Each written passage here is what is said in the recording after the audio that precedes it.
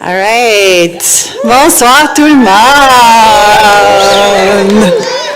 Annie et Tom. Je vais juste reconnaître de façon sincère et très authentique que nous nous retrouvons sur les terres qui sont visées par le traité numéro 1. Donc, les belles et super nations Dene, Ojibwe, Dakota et Anishinaabe. Faudrait pas que j'oublie Anishinaabe, c'est énorme. Et aussi la magnifique nation métisse. Alors voilà, ça c'est une chose. Qu'est-ce que je veux dire? Je pense que Amber, sur ce projet, a écrit, puis je sais que je ne veux pas te dévoiler toute la chose parce qu'elle a écrit un speech, puis je suis sûre qu'elle va tout vous dévoiler ça aussi. Mais on est tellement contents au Théâtre Cirque Molière d'être les gens qui viennent supporter, instiguer, être des incubateurs d'artistes, de jeunes artistes, de les autodéterminer. C'est exactement ce qui s'est fait. On est venu avec un projet vers nous, on a dit, pouvez-vous le financer? On a fait, yeah, for sure, si vous le prenez en main, puis c'est exactement ce qui a été fait. Puis ces deux personnes ici à côté de moi sont justement un exemple extraordinaire de l'autodétermination des artistes de cette communauté, et surtout pendant la COVID. Wow!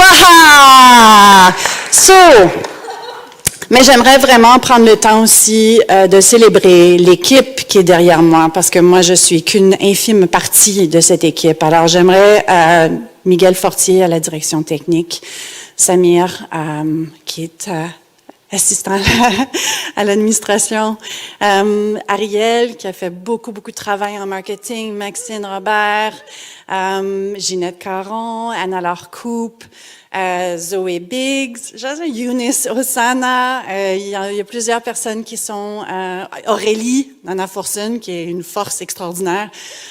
Donc voilà, je voulais juste tenir compte du fait que ces gens-là ont tous et toutes travaillé fortement pour ce projet. Donc, et j'aimerais vraiment aussi prendre le temps d'applaudir ces deux personnes, des artistes.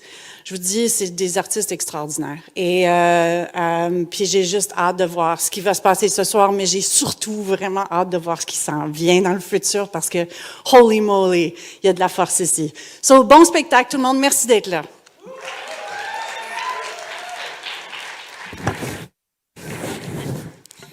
Merci Geneviève. Geneviève Pelletier, la directrice artistique et générale du Théâtre Cirque Molière, notre coproducteur ce soir. On l'applaudit encore une fois, s'il vous plaît.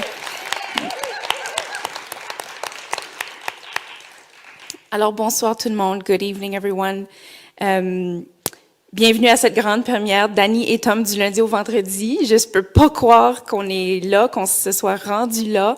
Et je veux vraiment vous remercier du fond de mon cœur d'être là parmi nous ce soir, en présentiel et dans YouTube Live. Merci. Moi,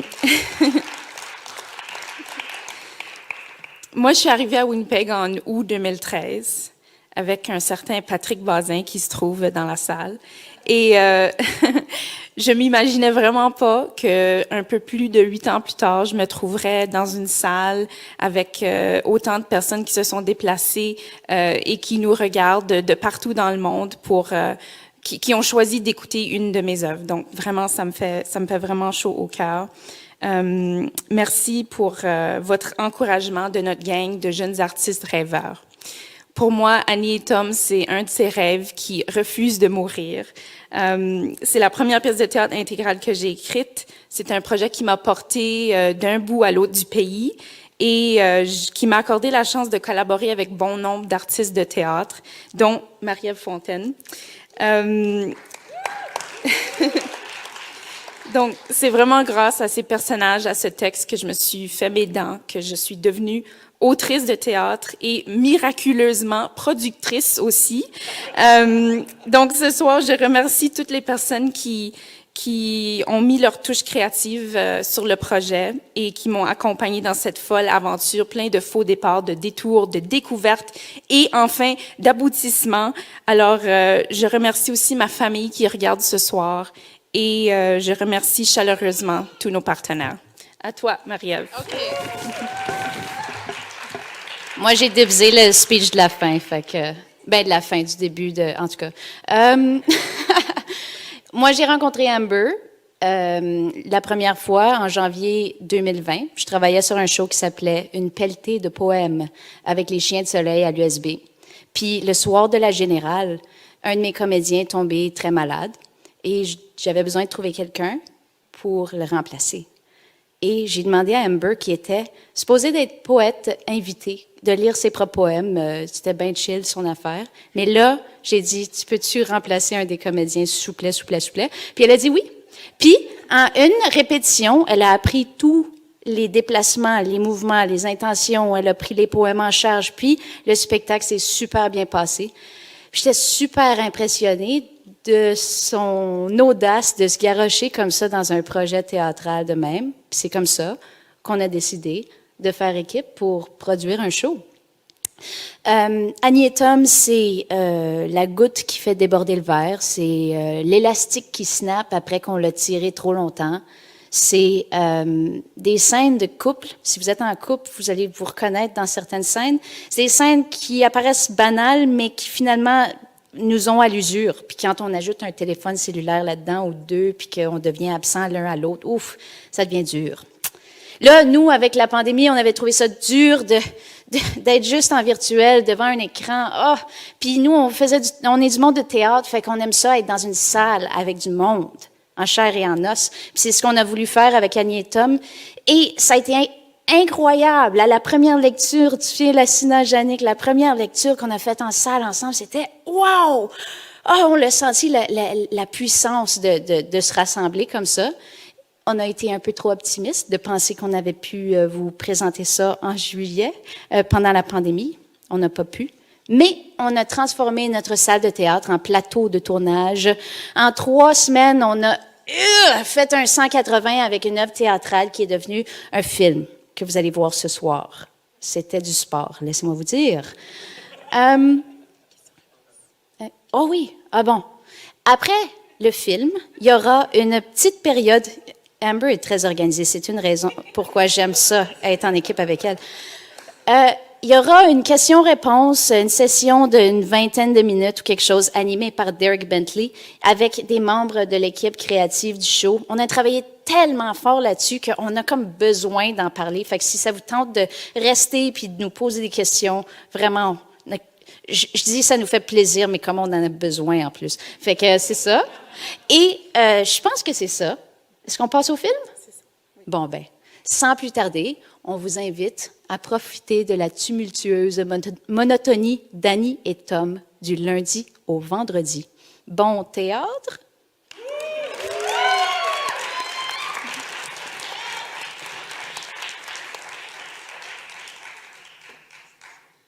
Premièrement, félicitations, c'était vraiment awesome. Merci. Pour ceux et celles, peut-être pas dans la salle, mais surtout sur YouTube, qui ne me connaissent pas, moi, c'est Derek Bentley. Je suis le directeur général au Conseil jeunesse provincial. Le CJP, c'est l'organisme jeunesse au Manitoba. On fait des projets Paris pour les jeunes. Puis c'était vraiment cool de pouvoir appuyer un projet qui, même si ce n'était pas nécessairement des membres du CJP, ça a pouvoir impliquer des jeunes, des légèrement moins jeunes, qui ont passé par le réseau jeunesse d'une manière ou d'une autre. Pas mal tout le monde sur la scène là, à un moment donné. Donc, c'était vraiment cool de pouvoir l'appuyer. J'ai eu la chance de le voir live aussi. Donc, c'était vraiment cool de comparer puis de voir des différences puis tout ça. Mais ce soir, ce n'est pas au sujet de moi, clairement, c'est au sujet de vous autres. Donc, peut-être pour commencer, si vous voulez vous présenter, juste dire vous êtes qui, parce que moi, je vous connais, mais peut-être pas tout le monde d'autre. Puis après ça, on va ouvrir ça à la foule, soit dans la salle ou sur YouTube pour des questions. Si vous êtes dans la salle, on vous demande d'utiliser un micro. On a quelqu'un qui a un micro qui va vous l'apporter. Parce que si vous n'utilisez pas le micro, on ne va pas vous entendre en ligne. Donc, patientez, le micro s'en vient. On va le désinfecter entre chaque personne. Puis oui, s'il y a des gens sur YouTube qui ont des questions, j'ai quelqu'un ici, Max, du Sac Molière. Elle est cachée, mais elle est là. Oui, c'est comme une fantôme, Wizard of Oz, la voix qu'on n'entend pas. C'est là. Puis on va les poser quand même. Donc, peut-être si on commence de loin là-bas, puis on peut retourner par ici. Vas-y. Oui, bonjour tout le monde. Ça fait un bout que je n'ai pas vu des gens ici. Alors, bonjour, rebonjour et allô. Bon, je me nomme Lassina Dembélé. Alors, je jouais le rôle de Tom. Oui, c'est vrai. Et, ben, je je sais pas quoi d'autre dire. Je pense que c'est tout. Je pense que c'est tout. Oui. OK. Moi, c'est Jannick Fréné-Gagné. Bonjour. Salut, moi c'est Philippe Bellefeuille, j'ai fait la direction photo. Salut, moi c'est Marie-Rosette Mikoulou et j'ai travaillé sur les costumes. Moi, c'est Maria Fontaine, j'ai fait la mise en scène. Amber O'Reilly, autrice et directrice de production. Puis, on peut peut-être nommer ceux qui ne sont pas en avant ici, mais dans la salle, ce soir, on a Joseph Péloquin-Hoffner qui a fait la musique. On a Enza Bellefeuille qui a fait la régie et les éclairages. Eunice Mouzbaou n'est pas ici. Es-tu là? Non, je pense pas. Mais elle a fait les accessoires et puis... Je voulais aussi mentionner deux autres comédiens, Mohamed Amen Kel et Alexandre Kennel, qui sont, je crois, avec nous dans YouTube Live. Et Micheline Girardin qui faisait la voix de Dixie. Merci. Donc, avec ça, avez-vous des questions? Sinon, j'ai une liste. On a des questions backup au cas où vous êtes comme pas great comme folle, mais Gabriel Touga a une question, donc on y va avec ça. Aussi, j'aimerais juste mentionner que le product placement de Jardin Saint-Léon, c'était génial. Colin, est-ce que tu bravo. approuves? OK, super. Bon investissement. Ma première question ce soir, c'est une question que je pense que beaucoup de gens dans la foule se posent. Lassina et Jannick, croyez-vous que Annie et Tom ont reçu leur paiement d'assurance pour l'incendie de la maison?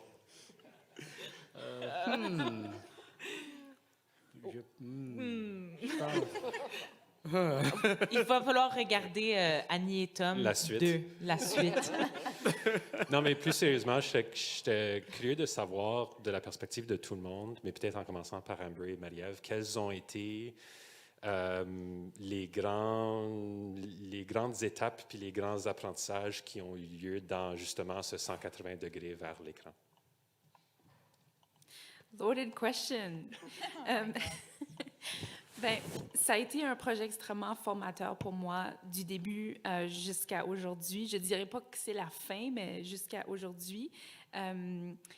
C'est comme ça que j'ai appris à écrire du théâtre. Le Théâtre Sac-Molière m'a appuyé pour participer à un atelier d'écriture dramaturgique au Théâtre L'Escaouette à Moncton avec Louis-Dominique Lavigne. Donc, la première ébauche du texte est comme née en 9 jours, un atelier assez intensif. Je m'en allais écrire quelque chose de super politique, super sérieux, puis c'est ça qui est sorti.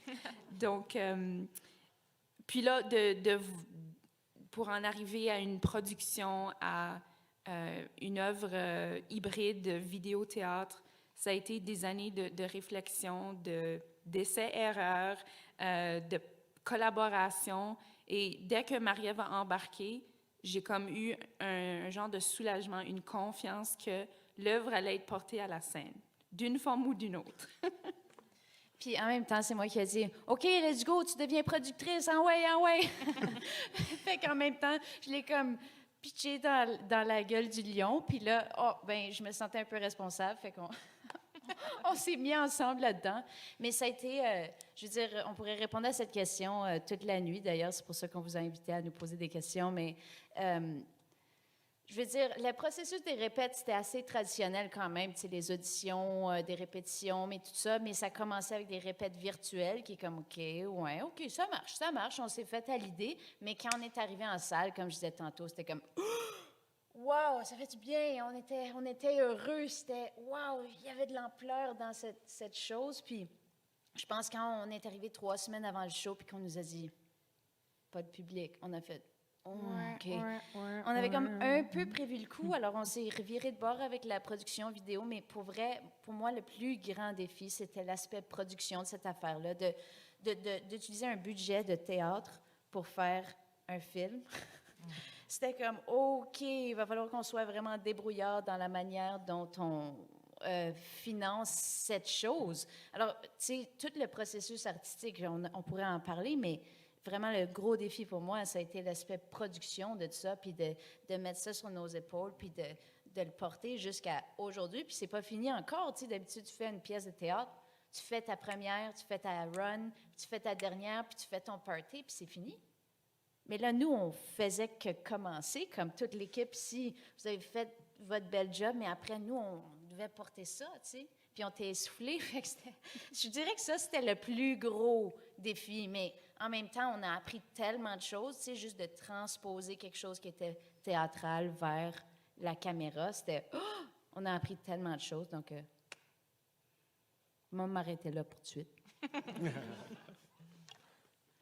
Cool. Pendant qu'on apporte le micro ailleurs, Phil, veux-tu nous parler de la production comme de ton ben, côté? c'est ça. J'imagine que je dois. C'est à mon tour d'ajouter sur ça. C'était d'essayer de voir qu'est-ce qui pourrait le mieux combler les besoins de la pièce en termes de la captation, puis comment la faire d'une façon, comment la tourner d'une façon qui la mériterait d'être vue d'une façon divertissante. Puis je pense que avec Marie-Ève, on s'est parlé un peu, puis c'était essayer des choses. C'est essayer des choses, prendre des chances. Puis c'est le genre de consigne que tu veux avoir quand tu es directeur photo. Puis là, tu peux vraiment te lancer, puis prendre des risques, puis pas mettre les caméras sur des trépieds, puis juste être au fond de la salle, puis rentrer, puis avoir du mouvement, puis être un petit peu plus intime avec les comédiens, puis pour rendre ça. D'accepter le rock and roll, de porter ça dans sa main, puis d'accepter que ça shake des fois. C'est pas la shot qu'on pensait que ça donnerait, mais d'aller avec ça, tu sais. Yeah, c'est ça. Puis, je pense que c'était un apprentissage aussi pour moi parce que je tourne pas toujours ce genre de choses. Alors, on apprenait tout ensemble. Puis, je pense que je vais m'arrêter là. C'est beau, c'est beau. On peut s'en parler, Gab. Renée, vas-y. Oui, merci. J'ai trouvé ça vraiment bien réussi, surtout comme le cadrage de la vidéo qui permet des plans rapprochés sur des visages qu'on ne peut pas toujours réussir en théâtre. Mais en même temps, à partir du mardi, je me sentais vraiment dans une pièce de théâtre, donc bravo. Puis j'ai adoré les petits détails comme les feuilles de papier pour imiter l'essence qui sortait de la bouteille. J'étais très curieuse de savoir c'était quoi l'expérience des comédiens qui n'ont pas de foule et qui ont au lieu une caméra dans la face. Comment ça a été pour vous de tourner la pièce? Moi, j'adore avoir une foule. Merci d'être là. Mais j'ai vraiment pris, une fois qu'on a su qu'on allait le filmer, j'ai vraiment pris ça comme, OK, une nouvelle expérience dans mon petit baluchon. Mais j'ai trouvé ça vraiment stressant parce que, justement, on avait une journée pour tout tourner. Et puis, Une et demie. Une et demie. Ah oui, désolée. Mais si tu manquais ta shot, ben... Puis moi, dans ma tête, je pensais, OK, on va reprendre plein d'affaires. Si je me trompe, c'est correct. Mais là, on filmait comme l'acte du lundi d'un bout à l'autre. Puis on le filmait 2 fois. Puis OK, on prend la bonne. Alors, je me sentais vraiment comme, OK, j'avais la pression de bien performer parce que ça ne me tentait pas de ralentir le rythme. Mais j'ai vraiment aimé l'expérience. Surtout qu'une fois que j'ai su que c'était pas comme une caméra fixe sur un trépied, puis Philippe, avec son expérience en théâtre, pouvait nous suivre sur scène. Puis moi, j'ai toujours aimé avoir la caméra devant ma face. C'était plus le regarder qui était pour moi difficile. Comme je disais, j'ai jamais vu mes genoux de cet angle-là.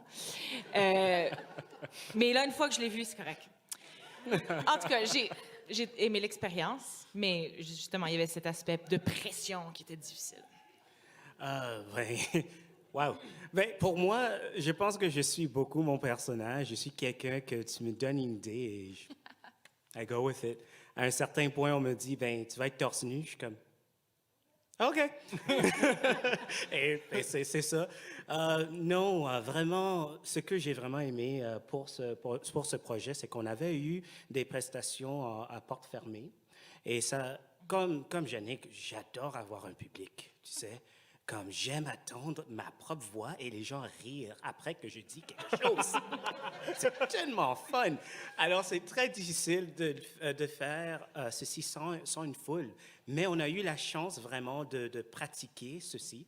Et c'était en pratiquant même que ça devient de mieux en mieux, parce que maintenant, on connaît c'est quoi les réactions et on est capable maintenant d'ajouter et de mettre l'emphase sur quelques parties et d'enlever peut-être sur d'autres. Et ce jeu a vraiment aidé pour le film lui-même. Alors même moi, en regardant ça, c'est la première fois que je me vois tellement proche, comme « Wow, OK, d'accord, c'est comme ça, j'ai l'air sur une caméra, c'est intéressant. » Bon, c'est bon de voir ça et en même temps de voir que toutes les décisions qu'on a prises étant comme comédien a fonctionné d'une manière ou d'une autre. Le travaux interne qu'on a fait par rapport aux personnages, les discussions qu'on a eues, c'est encore sur scène. C'est encore sur le film. Et en même temps, on était capable de continuer ça. On était capable de faire un projet qui n'est pas un film, mais qui n'est pas une pièce en même temps. N'est-ce pas? Je ne sais plus trop comment appeler ça. Oui. C'est la nouvelle façon de faire. C'est une nouvelle façon. Et je pense que c'est quelque chose d'intéressant à essayer encore, espérons, dans le futur. Mais je pense que si vous avez vraiment aimé ceci, je pense que c'est un projet accompli. Alors, c'est un peu, moi, mon point de vue sur ça. Et j'ai vraiment vu beaucoup de liens entre moi et Annie au niveau de mes sauts d'humeur et puis mes moments de déprime. Et quoi, je suis une montagne russe. Alors, c'était facile. C'était facile. C'est pas facile, mais ça a été vraiment... dès que j'ai lu le texte la première fois, je me suis vraiment vue dans le personnage. Puis j'aimais vraiment ce personnage qui se cherchait puis qui avait pas peur de s'exprimer, de pleurer, puis etc. Voilà, c'est tout. Marie-Rosette, est-ce que c'était ta première fois de faire des costumes pour une pièce de théâtre filmée? Et qu'est-ce qui t'a inspiré à ajouter certains éléments dans les costumes? Parce qu'il y a certainement comme des tissus africains, puis... Alors, qu'est-ce qui t'a amené et c'est quoi ton inspiration? Pour moi, c'est la première fois au théâtre. Tout court, filmé ou pas du tout, c'est ma première expérience au théâtre. Et puis, j'ai été super bien encadrée. Et Marie-Ève et Amber avaient pris la peine d'avoir quelqu'un qui m'a accompagnée, Jean-Marc Lafont. Et puis, lui m'a beaucoup appuyé, ce qui m'a permis vraiment de pouvoir m'identifier dans ça.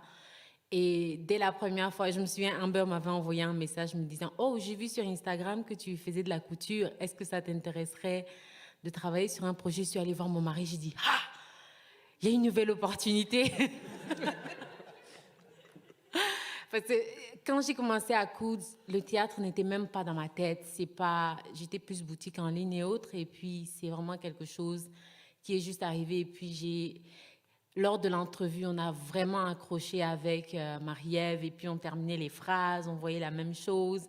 Et puis elle m'avait parlé d'un t-shirt qu'elle avait acheté chez Kelly Bado.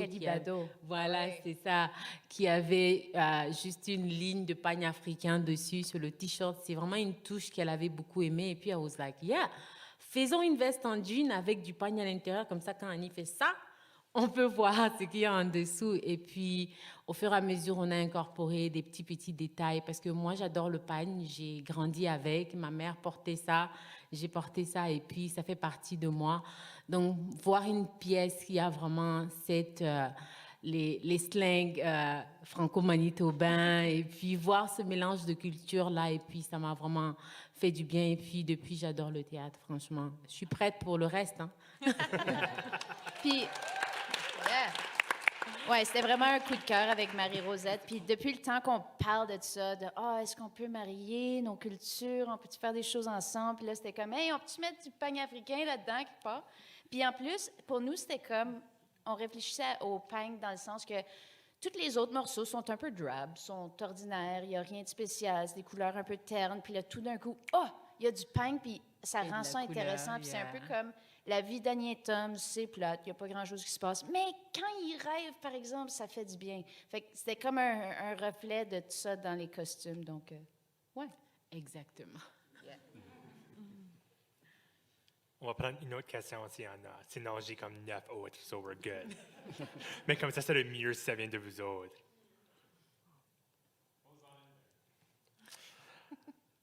Donc, OK, so, moi, je trouve ça cool que c'était quand même une production indépendante.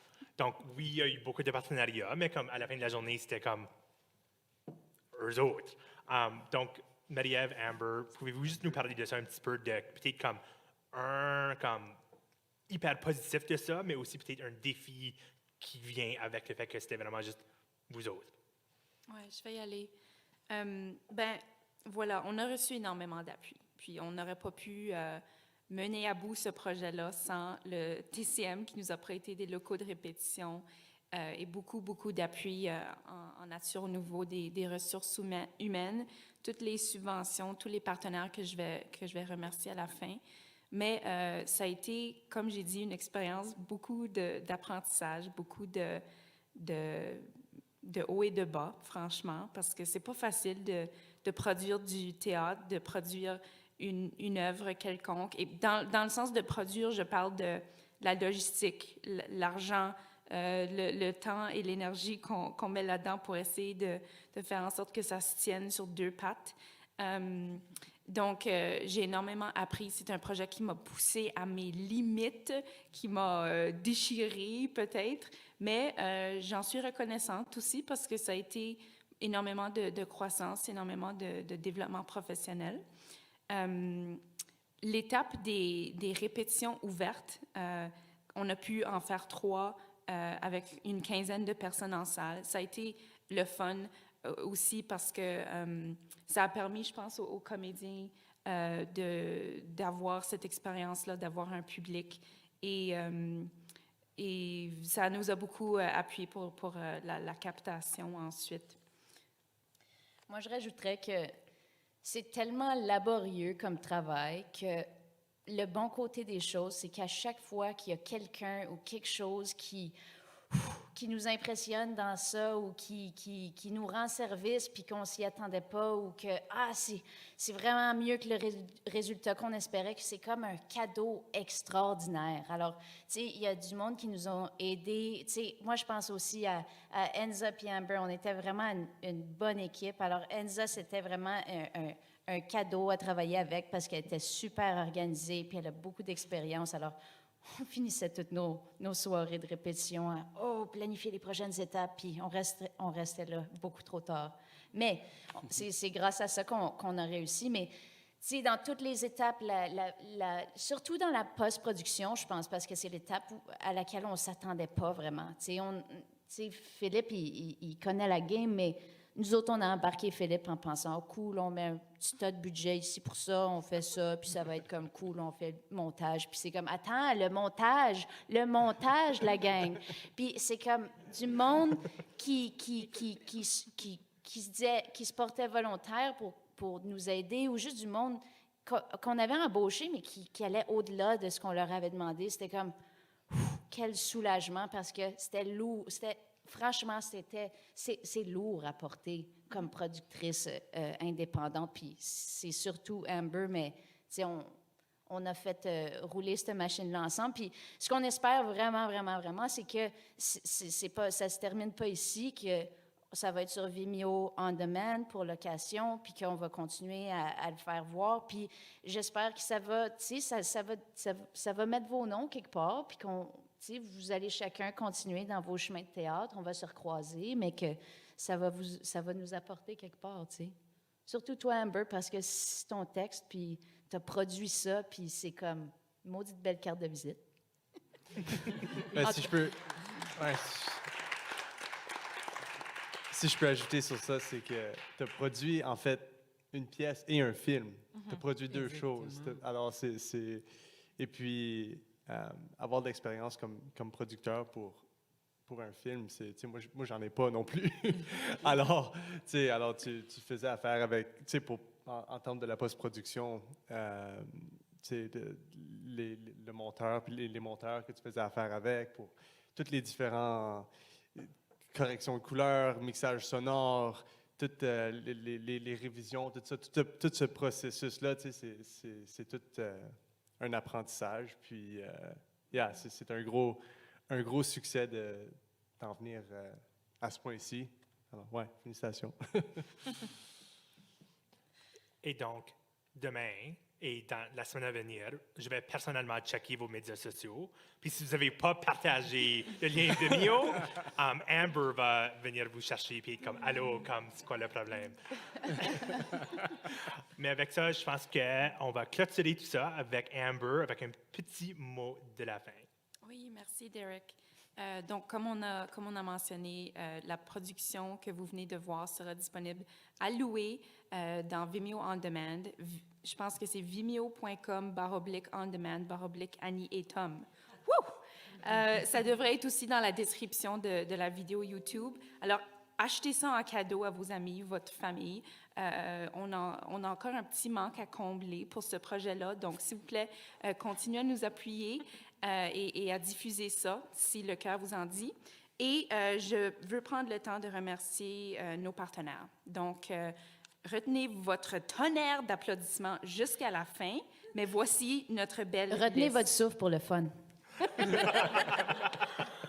Théâtre Cirque Molière, Conseil des arts du Canada, Conseil des arts du Manitoba, Fondation pour l'avancement du théâtre francophone au Canada, Power Corporation du Canada, Francophone, Manito Média, Conseil jeunesse provincial du Manitoba, Centre culturel franco-manitobain qui nous accueille ce soir, 233 Allô, Société de la francophonie manitobaine, Envol 91 FM, Association franco-culturelle de Yellowknife, Avenir, l'Université de Saint-Boniface, Pluriel Manitoba, Case, Groupe financier et Jardin Saint-Léon. Merci.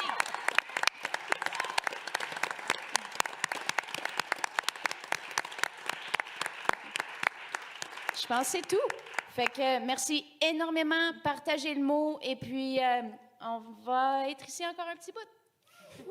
Merci à la maison, merci sur YouTube d'avoir regardé.